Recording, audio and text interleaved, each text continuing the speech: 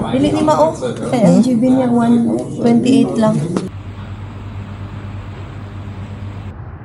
Ano mo sa kinang gagi? Balik. Balik. Ayun na. Gulit ako, be. Tinuod eh. Nakagulit na din. Ngayong araw mga kabayan ay pupunta pala kami ng aking misis sa mall dahil nga titingin kami ng mga presyo ng cellphone. Yung cellphone kasi ng misis ko ay 3 years na siya mga kabayan nung binili ko pa ito sa Saudi at matagal-tagal na din niya itong nagamit. Kaya ang sabi ko sa kanya palitan niya na ng bago. Matagal na sana kami gustong bumili kaso sabi niya ay mahal naman daw yung mga bilihin dito. Kaya ngayong araw mga kabayan, Black Friday yung tawag nila kung saan ay mura yung mga bilihin na umaabot hanggang 70% yung madi-discount mo sa mga gadget, mga grocery at mga damit at iba pa dito sa Greenland. Kaya minabuti na lang namin na pumunta dito sa mall.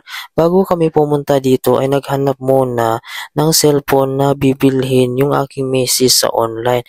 Meron kasi ditong mga group din sa online sa Greenland kung saan kung may mga gadget ka, mga gamit na kung ano-ano na nabili mo na bago pa o kahit luma ay pwede mo siyang i-post at i-bid mo. Parang sa atin sa Pilipinas kung tawagin ay marketplace. Yung misis ko naman mga kabayan, siya ang huling nag-bid ng cellphone na pinos ng taga dito sa Greenland. Kaya ngayon, bago niya pa bibilhin ay pupunta muna kami dito sa mall para tingnan namin kung magkano talaga yung presyo ngayon. Baka mas mura pa dito ngayon dahil nga up to 70% daw yung discount. Habang naglalakad nga kami, papasok papunta ng mall, nadaanan naman namin itong pwesto na nagbibinta ng mga Christmas tree.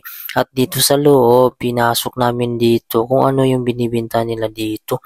Mga t-shirt yung binibinta nila dito at mga pangregalo sa Christmas at mga souvenir. Hindi ko nga alam mga kabayan kung ano talaga yung tunay na pangalan nitong Christmas tree na ito. Ay talagang tunay naman talaga ito na kahoy mga kabayan.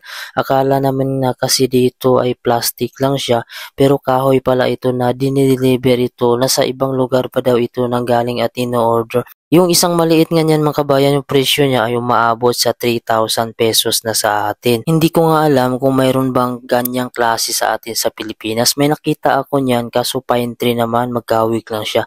At ngayon mga kabayan ay tutuloy na kami dito sa nag-iisang mall sa Greenland kung saan dito ka makakabili ng mga gadget, mga grocery, mga damit. Halos lahat ng mga tao sa Nok ay itong mall dito sa Greenland ang madalas pinupuntahan nila. Pagpasok nga namin dito mga kabayan ay sobrang dami ng mga tao dito at ang busy nila dahil araw nga din ito ng sahod. Pag ganitong mga araw, Biyernes, Sabado at Linggo mga kabayan, madalas talaga busy yung mga tao dito. Wala naman kasi silang ibang gagawin sa pera nila mga kabayan, kundi ipanggastos nila dito kung ano yung gusto nila dito.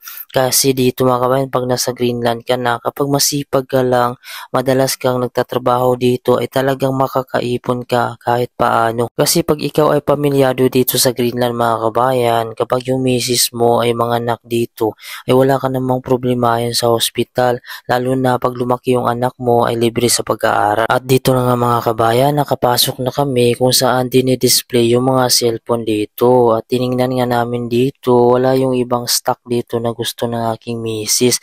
Gusto niya kasi yung isa na medyo mataas yung memory, medyo mababa kasi yung nandito.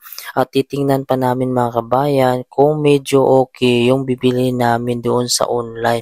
Dahil nga mayroong nabid yung misis ko doon sa online na bago pa siya, 1 buwan pa lang siya nagamit. Pagkatapos nga tingnan ng misis ko yung presyo ng mga cellphone dito sa mall, ang sabi niya labas to muna kami kasi nga titingnan niya yung nabid niya online na cellphone kung bago pa daw ba or bago pa din yung battery. Ayun na lang daw yung bibili niya kasi kahit paano medyo makamura daw siya at maka-discount kaysa dito daw siya bibili sa loob. At At yun na nga mga kabayan, hindi ko na binidyo yung pag-meet up namin doon sa nagbibinta mga kabayan ng cellphone.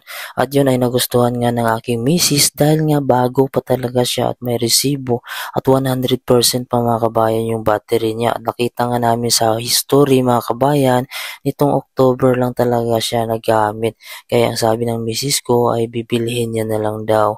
Kaysa dito daw kami bibili sa mall. Kaya ang ginawa namin mga kabayan ay bumalik na lang kami dito sa mall para bibili na lang kami dito ng accessories gaya ng casing, tempered glass at charger niya. Mahal ang mga gamit dito mga kabayan, lalo na itong mga gadget kapag dito ka bibili sa Greenland.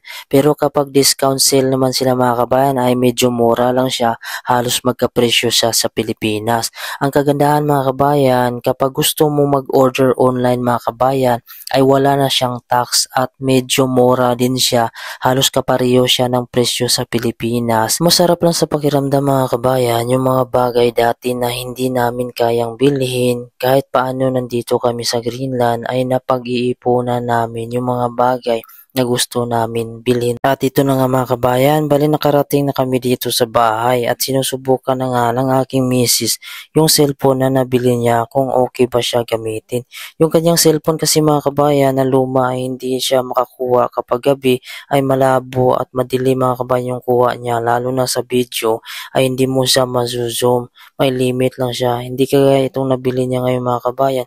Kung napapansin niya itong sa left side, yan yung cellphone niya dati na luma, hindi talaga kita pag gabi. Samantala ito mga kabayan, yung kanyang cellphone na nabili ngayon, kahit gabi mga kabayan ay parang may araw pa rin dahil nga sobrang liwanag siya. Kahit malayo mga kabayan ay makukuha niyan. Maganda kasi gamitin itong iPhone mga kabayan, lalo na kapag kumuha ka ng video or picture sa Aurora Borealis o Northern Lights ay talagang napakalinaw. Mga kabayan, hanggang dito na lang yung aking video. Maraming salamat po sa laging panonood. Huwag niyo naman po kalimutan i-subscribe yung aking YouTube channel. Pindutin na din yung bell notification para updated kayo kung may bago akong mga video. Maraming salamat po at ingat po kayo palagi and God bless you all po.